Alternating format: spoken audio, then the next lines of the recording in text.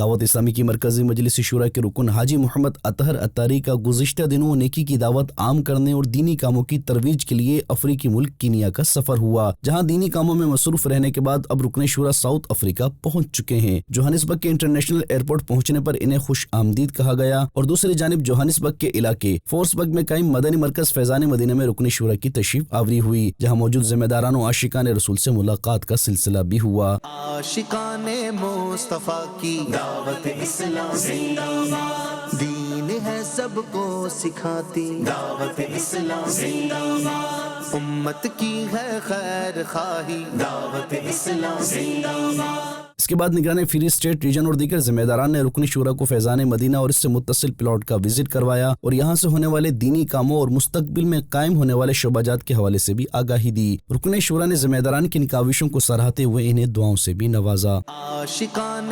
مصطفیٰ کی دعوت اسلام زندہ باد، دین ہے سب کو سکھاتی دعوت اسلام زندہ باد، امت کی ہے خیر خواہی دعوت اسلام زندہ باد۔ مدنی چینل کے ناظرین، آپ بھی دعوت اسلامی کے دینی کاموں میں حصہ لیتے رہیے اور اجر و ثواب پائیے۔